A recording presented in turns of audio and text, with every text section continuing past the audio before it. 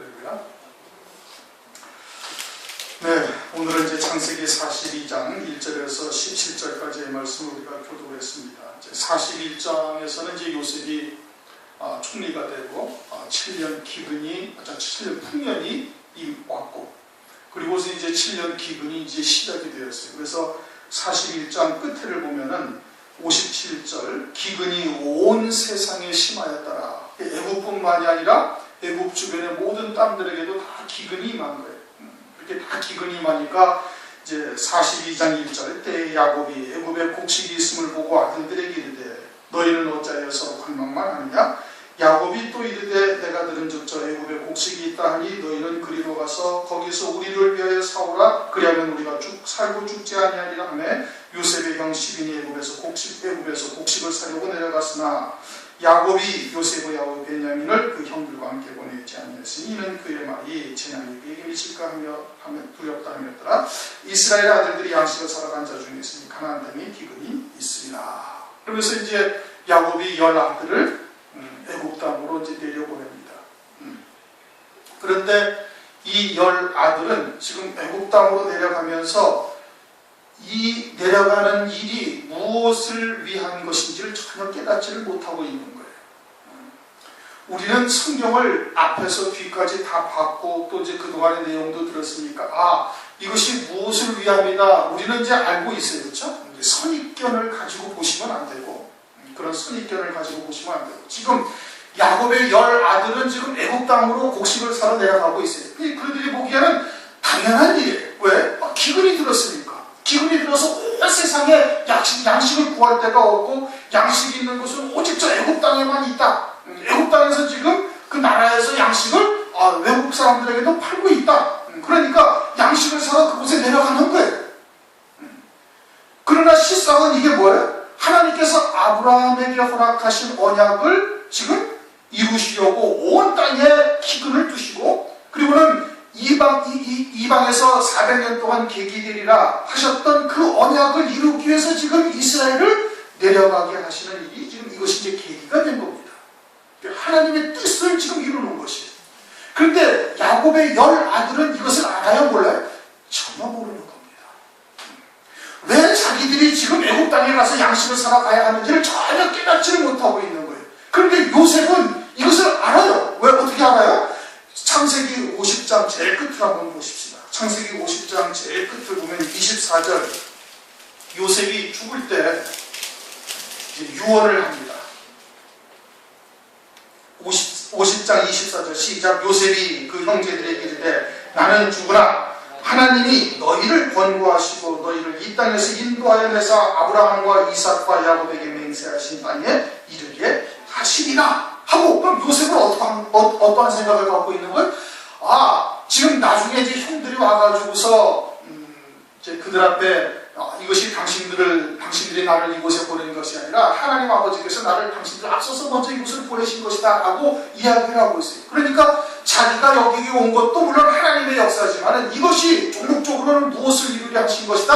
아브라함에게 하셨던 하나님의 언약, 가나안 땅을 유업으로 받을 방도가 무엇인가 아브라함이 묻자 이방에 가서 400년 동안 계기되리라 하신 그런 하나님의 약속을 요셉이 알고 있는 거예요. 그럼 이 형제들은 모르나요? 압니다.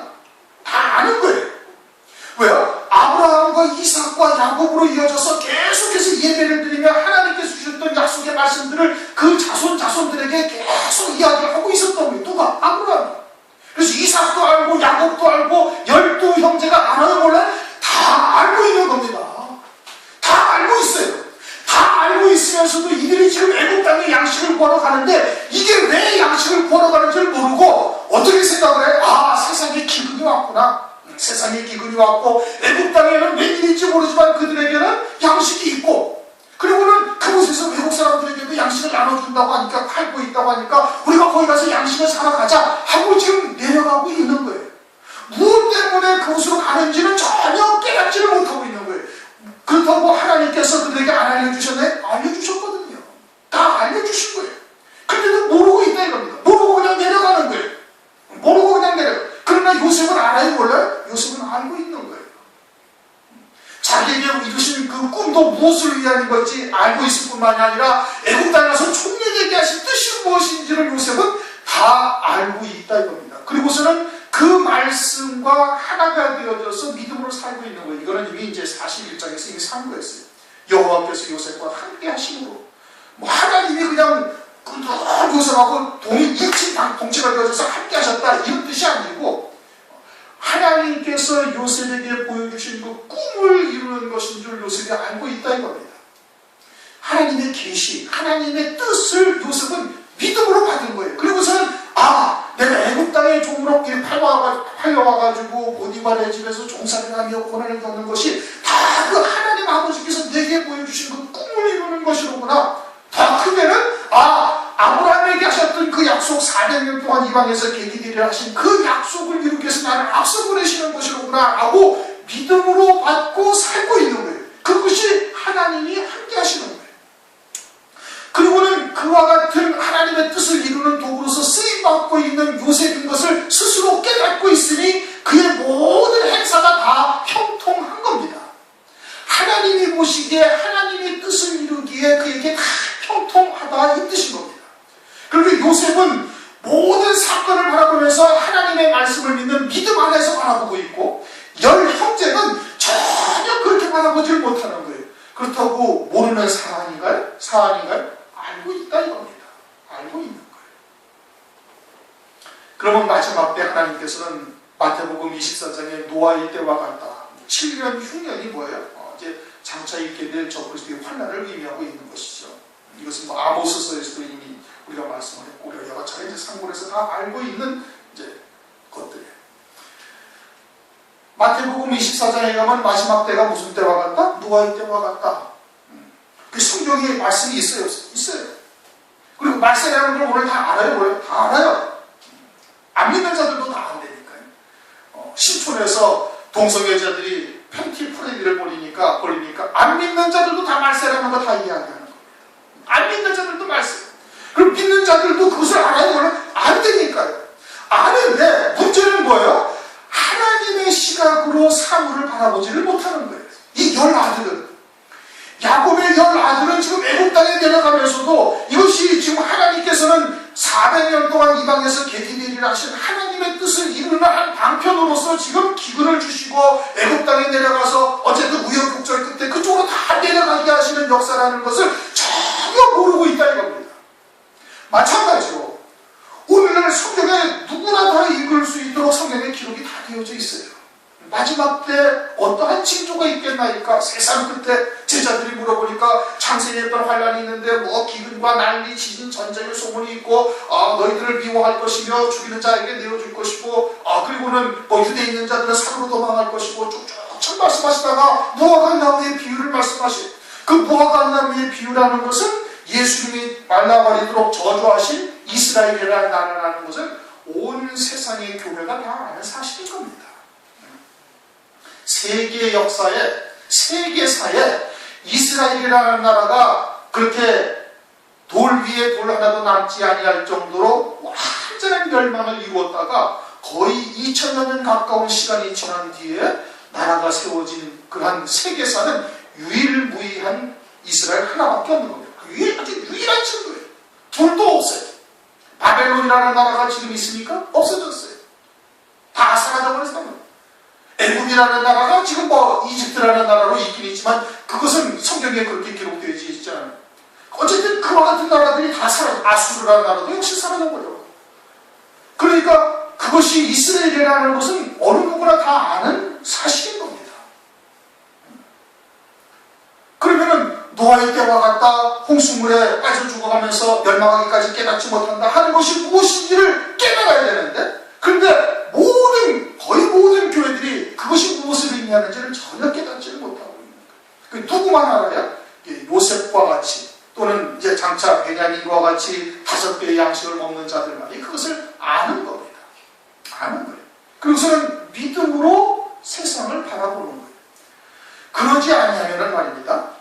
세상사가 전부 다 우연이고 필연이고 그런 겁니다. 사람들의 이해관계에 의해서 세상사가 다 이루어져 가는 것이고 정치가 이루어져 가는 것이라고 이렇게 생각을 하지, 하나님의 뜻, 하나님의 섭리를 이루기 위해서 천지의 주제가 되시는 하나님께서 역사하시고 하나님께서 주관하시는 일이라고 받아들이지를 아니하는 겁니다. 그런데 오늘날 대부분 그리스도인들이 이 이스라엘의 10아들처럼 세상을 바라보고 있는 거예요. 하나님의 뜻이 이루어져가는 과정인 것을 전혀 깨닫지를 못하고 있다 이겁니다. 그냥 우연이거나 아니면은 당연히 그와 같이 필연적으로 이런 여러 가지 조건들이 있으니까 그런 일들이 이루어졌으리라고 이렇게 여기고 있는 것이지 하나님의 뜻을 이루어가는 과정으로 전혀 보지를 못하고 있는 것이고, 이제 장차는 적그리스도가 등장합니다. 적그리스도가 등장하기 전에는 온 세계 경제가 다 공황 상태에 빠지고 전쟁과 기근과 등등 여러 가지 문제가 그냥 아주 동시다발적으로 온 세상에 일어나니까 아주 세계 정부가 들어서거나 아주 강력한 지도자가 또는 지혜로운 지도자가 등장하기 전에는 해결될 수 없는 일들이 막 벌어지기 시작할 겁니다. 미국이 계속해서 지금 돈을 찍어내고 있죠. 한 달에 수백억 달러씩을 계속 찍어내는 거예요. 매달 수백억 달러씩을 찍어내다가 이제는 언제부턴가 몇 달 전부턴가 몇백억 불을 조금씩 주겠다고 해요. 그래도 몇백억 불씩 계속 돈만 찍어내고 있는 거예요. 그러면 어떻게 되겠어요? 전 세계 경제가 인플레이션이라든지 기타 등등 예기치 못한 일들이 막 벌어질 수도 충분히 있다 이겁니다. 우리나라가 전혀 생각지 않냐고 나라가 경제가 흔들리고 불황이고 어쩌고 저쩌고 해가지고 나라에서 돈만 계속 찍어서 돈만 발행하면 그 나라가 제대로 되겠습니까? 그건 안 되는 거예요. 그런데 지금 미국이 그 일을 하고 있는 거예요. 그러면 온 세상의 경제학자들이 다 염려를 하고 있는 겁니다. 이제 머지않은 시대에, 머지않은 시기에 이제 달러는 휴지 조각이 될 것이다. 자기 나라의 화폐만 될 수 있을 것이고 전 세계의 기축통화가 표준 통화가 되지를 못한다 라는 것은 온 세상의 경제학자들이 대부분 다 예견하고 있는 겁니다. 그러니 그와 같은 모든 경제공황이나 전쟁이나 또는 물 부족 문제나 기타 등등 문제를 갖다가 해결할 수 있는 어떤 강력한 지도자가, 지혜로운 지도자가 등장을 해야 되는 거예요. 그래가지고 적그리스도가 등장을 하는데 그것을 이와 같이 야곱의 10아들의 시각으로 보면은 마땅한 일인 것이에요. 전혀 그것을 적그리스도라고 여길 수가 없는 겁니다. 깨달을 수가 없는 거예요. 그러면 짐승표나 적그리스도라는 것은 하나의 상징적인 내용이지 세상이 지금 이와 같이 그냥 살기 어렵고 공황적인 상태고 어떤 이런 허다한 문제들이 이렇게 벌어지고 있는데 이렇게 지혜롭게 그냥 이렇게 처리한 사람을 어떻게 경배하지 아니할 수가 있는가 하고 그를 받아들이게 되어진다 이겁니다. 그런데 요셉과 같이 하나님의 시각에서 하나님의 말씀을 믿는 믿음으로 사는 자들에게는 그것이 보여지게 되어지는 거예요. 그것이 보여지는 거예요. 깨닫고 그것을 갖다가 믿음으로 이제 신앙의 정절을 지키다가 결국은 이제 그와 같이 순교를 당하게 되겠죠. 지금 이 10아들이 애굽에 내려가고 있는데 자기들은 무엇 때문에 애굽에 내려가고 있는지 전혀 모르고 있는 겁니다. 그냥 세상이 기근이 들었고 흉년이 들어서 애굽에는 양식이 있고 판다고 그러니 그 양식을 사러 가는 것일 뿐이에요. 그러나 실상은 뭐예요? 실상은 하나님의 뜻을 지금 이루고 계시는 겁니다. 오늘날 우리 주변에 있는 모든 환경을 또는 세계 정치나 이런 것을 갖다가 하나님의 말씀에 입각한 시각에서 볼 수 있는 자가 되야 됩니다. 그게 믿음으로 사는 것이죠. 그저 어쩌다 보니 우연히 그렇게 됐고 여러 가지 조건들을 생각해보니 그냥 필연적으로 그렇게밖에 갈 수 없는 일이다라고 보아서는 아니 된다 이겁니다. 그것은 천지의 주제가 되시는 하나님의 주권을 믿지 아니하는 겁니다. 믿음으로 살지 아니하는 거예요. 그런데 오늘날 대부분 그리스도인들이 다 그렇게 살아가고 있는 겁니다. 야곱의 10아들처럼 그렇게 살아가고 있는 거예요. 그것을 깨닫고 있는 것은 요셉밖에 없다 이겁니다. 6절 때 요셉이 나라의 총리로서 그 모든 백성들에게 팔더니 요셉이 형들아서 그 앞에 땅에 엎드려 절하네. 10형제가 와가지고 10형들이 와가지고 요셉 앞에 딱 무릎을 꿇고 엎드려서 딱 절합니다. 이게 뭐가 이루어진 거예요? 내 볕단은 일어서고 당신들의 볕단은 내 주위에 들어서서 내 볕단에게 절하더이다 하던 첫 번째 꿈이 딱 성취가 된 거예요. 요셉이 그걸 알아요? 알고 있는 겁니다. 하나님의 뜻이 이렇게 이루어지는구나. 너희들이 어디서 왔느냐? 가나안에서 왔나이다. 그렇게 고백을 해요. 그러면 요셉이 총리가 되고 7년이 지나고 지금 흉년이에요. 그렇죠? 총리가 된 지 7년이 지났고 지금 흉년이 되어져서 한 해, 두 해째 지금 접어들고 있는 거예요. 첫 번째 기근이 아니라 두 번째 해에 기근이 들어가서 온 땅에 기근이 심하니까 이제 양식을 사러 왔다 이겁니다. 그러면 요셉이 알려줄 수 있었잖아요. 그렇죠? 총리가 돼가지고 이제는 금이 환영하며 자기 아버지에게 당당하게 알려줄 수가 있었어요. 근데 왜 안 해요? 하나님의 때가 아닌 것을 알고 있기 때문에 그럽니다. 요셉이 감옥에 갇혀 있었잖아요. 요셉이 감옥에 갇혀 있으면서도 그 2년 동안 절절하게 깨달은 게 뭐예요? 아, 역사의 주관자는 누구시다? 하나님이시다. 나를 감옥에 집어넣으신 분도 하나님이시고 끄집어내시는 분도 하나님이시라는 것을 아주 절절하게 깨달은 거예요. 그렇게 자기가 스스로 나서가지고 나 애국 땅의 총리야, 나 이렇게 출세했어 라고 자기 고향에 알리지 않냐는 거예요. 그리고 하나님의 때가 되도록 기다리는 겁니다. 우리도 마찬가지로 하나님의 때가 이르도록 준비하고 기다려야 되는 거예요. 아무리 하나님의 때가 되지 않았는데 뭐 발버둥을 치고 사람의 힘으로 내 의지나 내 노력으로 어떤 힘써서 무엇인가 일으켜보고자 한다 해도 그것은 될 수가 없는 일인 거예요. 저 하나님의 때에 쓰임받기 위해서 준비하고 있다가 그 때가 되면 하나님께서 드러내시고 하나님께서 사람이 등불을 켜서 등경 위에 올려놓는 거예요. 등불이 스스로 올라갈 수가 없죠.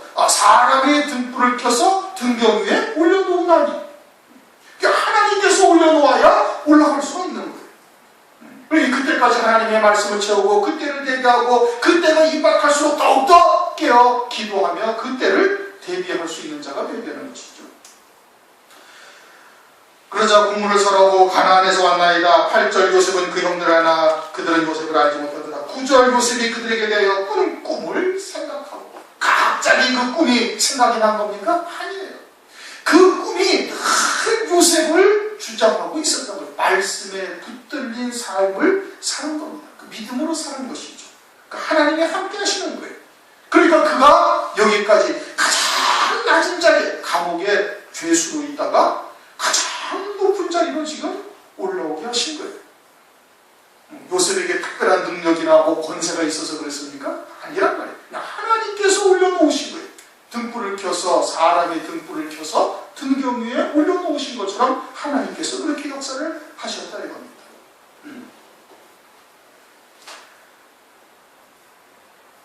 하나님께서 쓰시기에는 우리의 능력이나 우리의 가진 것이 필요하지가 않습니다. 오직 하나님의 말씀을 믿는 믿음으로 사는 자이면 되는 거예요. 주님이 함께 하시면 되는 거예요. 모세가 40년 미디안 광야에서 연단을 받고 난 이후에 하나님께서 가서 애굽으로 내려가서 내 백성을 구원하라. 그렇게 말씀을 하셨어요. 그러다 요셉이 이제 예전에 애굽에서 있었던 일도 있고 이제 다 나이 다 늙어가지고 힘도 다 떨어지고 이제 가서 어떻게 40세에 그 팔팔하던 때에 그 지혜롭고 명석하던 때에 그때 시간을 다 지나버리고 80세가 돼가지고 이제 내려가서 내가 뭘 하겠나니까 하면서 뭐 이리 빼고 저리 빼고 어쨌든 우여곡절 끝에 그러다가 하나님께서 네 손에 있는 게 뭐냐? 지팡이이다. 그래가지고 그 지팡이만 가지고 내려갑니다. 그렇죠? 모세가 애국 땅에 내려가서 이스라엘 백성들을 갖다가 구원하고 하나님의 뜻을 이루는데 뭐 많은 것이 필요한 것이 아니에요.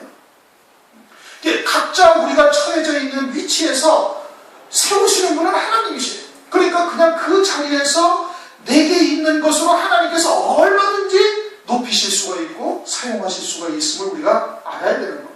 단지 하나님의 말씀을 믿는 믿음으로만 사는 자여야만 되는 거예요. 열왕기하 4장에도 보면은 한 선지생도의 아내가 엘리사에게 찾아옵니다. 그 선지생도가 죽어버렸어요. 신학 공부를, 오늘날로 말하면 신학 공부를 하다가 죽어버렸어요. 신학 공부를 하고 앉아있는데 뭐 가정사를 돌볼 수가 있겠어요? 돌보지 못하지. 그러니까 뭐 여기저기서 비틀어서 가지고 끼니를 이웃고 근근히 생활을 하는데 남편이 덜커덕 죽어버리니까 채권자가, 채주가 와가지고 두 아들을 자기의 종으로 데려가겠다. 돈을 갚지 못하는 대신에 내 두 아들을 쪽으로 데려가겠다고 하니까 엘리사에게 와가지고 호소를 하는 거예요. 그러자 엘리사가 너에게 뭐가 있느냐?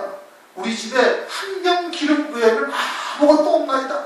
그러니까 가서 이웃들이 가서 그릇을 다 빌려와라. 그리고서 그 기름병에서 기름을 갖다가 거기다 따르는데 그 그릇이 가득 찰 때까지 기름이 끊이지를 아니겠다. 열왕기가 4장에 그렇게 말씀하고 있어요. 그러니까 뭘 다른 특별한 것이 있어야만 되는 것이 우리 있는 그대로 그냥 하나님께서 받으시고 하나님께서 가장 높은 자리로 올리실 수가 있는 거예요. 문제는 뭐예요? 요셉처럼 여호와 하나님께서 요셉과 함께 하시더라.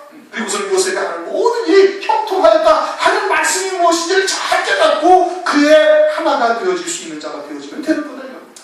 하나님이 전능하시지 우리에게 권능이 있는 것은 아니다. 전능하신 하나님께서 하나님의 때가 되시면 준비된 자를 하나님께서 그렇게 사용을 하시는 거예요.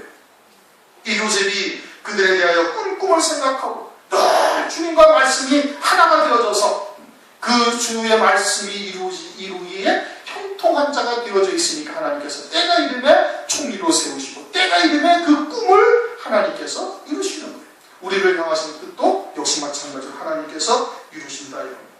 10절 그들이 그에게 이르되 내 주여 아니니이다. 종들은 공물을 사러 왔나이다. 우리는 다 한 사람의 아들로서 독실한 자니 종들은 정탐이 아니니이다. 요셉이 그들에게 이르되 아니라 너희가 이 나라에 틈을 엿보러 왔느니라. 그들이 가로되 주의 종 우리들은 12형제로서 가나안 땅의 한 사람의 아들이라 말째 아들은 오늘 아버지와 함께 있고 또 하나는 없어졌나이다. 요셉이 그들에게 이르되 내가 너희에게 이르는 너희는 정탐이라 할 말이 이것이니라. 요셉이 정탐이다 너희들. 왜 정탐이라고 그래요? 두 번째 계시가 이제는 이루어질 때가 되었기 때문에 그러는 겁니다. 두 번째 계시가 뭐예요? 해와 달과 열한별이 내게 전하더이다 하는 두 번째 꿈을 이제는 이룰 때가 되었음을 요셉이 아는 거예요. 그래가지고는 정탐이라고 이야기를 하고 있는 겁니다. 뭐 원수가 풀려고 그러는 거 아니에요. 요셉은 이미 그건 다 하나님께서 하신 역사라는 것을 알고 있는 거예요. 이 형들에게 전혀 조금도 감정이 하나도 없어요. 그 정탐이라고 하는 것은 뭐예요? 두 번째 꿈을 이룰 때가 되었다는 것을 하는 거예요. 이제 그 때가 이룬 것을 요셉이 알고 있는 겁니다. 예수님도 하나님의 말씀이 응하게 하려 하십니다 하면서 여러 가지의 사건들을 말씀하세요. 요한복음을 보면 그렇게 말씀하시는 것이 한 4번, 5번 정도 있어요. 하나님의 말씀을 응하게 하려 합니다. 왜? 이제는 그 때가 되었음을 주님은 알고 계시는 거예요. 제자들의 발을 씻기시면서 너희 중에 너희가 다 깨끗한 너희 중에 다른 아니니라 하신 것은 누가 주님의 발꿈치를 들어야 할 자인 것을 주님이 알고 계시고 그 말씀이 응하게 하려 하십니다. 그렇게 말씀을 하고 요한복음 13장에도 보면 그 밖에도 여러 군데서 말씀을 하고 있어요. 뭐 해용에 그 쓴 포도주를 신 포도주를 먹으면 우술초를 갖다가 입술에다 대시니까 주님께서 내가 목마르다 하고서는 그것을 되게 하시는 거예요. 그것도 하나님의 말씀을 이루게 하려 하십니다. 하나님의 말씀이 응하기에 그와 같은 역사를 하시는 거예요. 그 때가 이르렀으니까 그렇게 하시는 거예요. 마찬가지로 요셉도 원수가 풀려고 그러는 것이 아니에요. 일부러 어거지를 써가지고 특집을 잡으려는 것이 아니라 첫 번째 꿈이 이루어진 때가 되었고 이제는 두 번째 그 꿈도 역시 이루어질 때가 되었음을 알고 지금 그렇게 하는 것이고 그 정탐이라고 그러니까 형들이 어떻게 갑자기 겁을 팍 먹고 우리는 군인이 아니에요. 정탐이 아니에요. 우리는 한 사람의 아들들이다. 12형제들.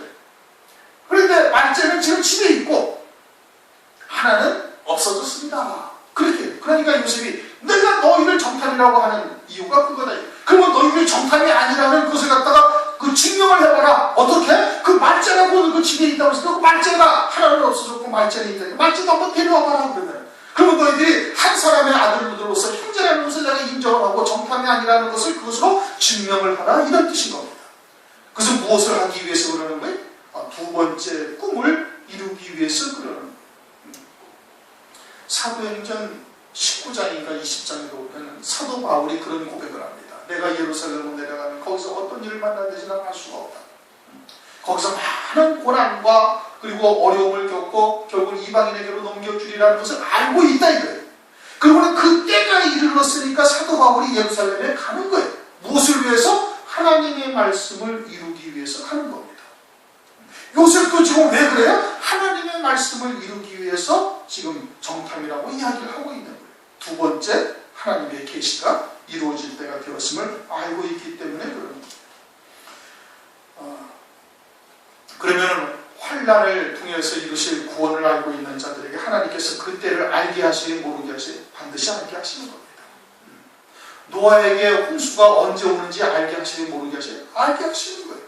그럼 오늘날 우리들에게도 하나님께서 적그리스도가 등장하게 되면 알게 하시니 모르게 아는 겁니다. 우리는 이제 말씀을 통해서 누가 적그리스도인지를 알고 있으니까 적그리스도가 등장하면 금방 알 수 있도록 하시는 거예요. 그러나 야곱의 10아들과 같은 그리스도인들은 그걸 알아요 몰라요? 모르는 거예요. 그냥 세상 환경이 그렇게 되어져 있고 그렇게 필연적으로 그런 사람이 등장을 해가지고 우리의 삶을 평화롭고 또는 안정되게 그리고는 참으로 이 지상에 파라다이스와 같은 나라를 에덴 동산과 같은 나라를 만들 자로 보이게 되는 겁니다. 모르는 거예요. 그들. 그러니까 아무리 그놈이 적그리스도다 저놈이 짐승이다 이제 7년 후에 주께서 재림하신다 아주 굉장히 한때 그때 만대의 그런 환난이 있다 9-3년 만에 진노의 심판이 있다 아무리 얘기해줘도 그들은 아무도 믿으려 하지 않는 겁니다. 모르는 거예요. 연하들은 자기들이 내려가고 있으면서 지금 기근을 만나서 하나님의 뜻을 이루어가고 계시는데 이것이 무엇을 위한 일인지 또는 하나님의 뜻을 이루는 일인지 전혀 깨닫지를 못하고 있는 거예요. 그러니까 요셉만 아는 거예요. 그래서 15절 너희는 이같이 하여 너희 진실함을 증명할 것이다. 바로의 생명으로 맹세하노니 너희가 말죄하오가 너희 말죄하고 여기 오지 않으면 너희가 여기서 나가지 못하리라. 너희 중 하나를 보내어 너희 아우를 데려오게 하고 너희는 같이 있으라. 내가 너희 말을 시험하여 너희 중에 진실이 있는지 보리라. 바로의 생명으로 맹세하노니 그리하지 않으면 너희는 과연 정탐이라고 그들을 다 함께 3일을 가보았더라. 그래가지고는 형제들 갖다 전부 다 이제 감옥에 가두고 네 중에 그냥 한 사람만 데려가가지고서는 네 말죄를 데려와가지고 너희들이 과연 그런 거지 않는 건지 한번 증명해보라 라고 이제 이야기를 하는 겁니다. 이 정도 되었으면은 이 형들은 지금 하나는 없어졌고 하나는 고향에 있나이다 아버지와 함께 있나이다 하면서 아우에 대한 요셉에 대한 생각을 해봤어야 돼요? 안 해봤어야 돼요? 해봤어야 돼요. 우리에게 왜 갑자기 이와 같은 고난이 닥쳤는가? 하나님께서 무엇을 이루려 하십니까? 라고 하나님께 묻고 생각을 해봤어야 되잖아요. 그런데 안 하는 겁니다. 물론 이제 21절의 내용이 나오는 겁니다만 이 내용도 온전한 회개가 되지 아니한 거예요. 왜? 그 다음에 자기 아비 집에 가가지고 만약에 이것이 회개였다면은 하나님 앞에 왜 한 회개였다면 그러면 자기 아비 집에 가가지고 아비한테 그대로 고백을 했어야 되는 거예요. 사실은 우리가 요셉에게 이만저만한 일이 있어가지고 13년 전에 요셉을 갖다가 팔은 적이 있는데 참 그것은 아버지께 참 죽을 죄를 지었다고 고백을 해야 되잖아요. 그런데 내려가서 아버지한테 그렇게 얘기를 합니까? 그렇게 얘기를 하지 않습니다.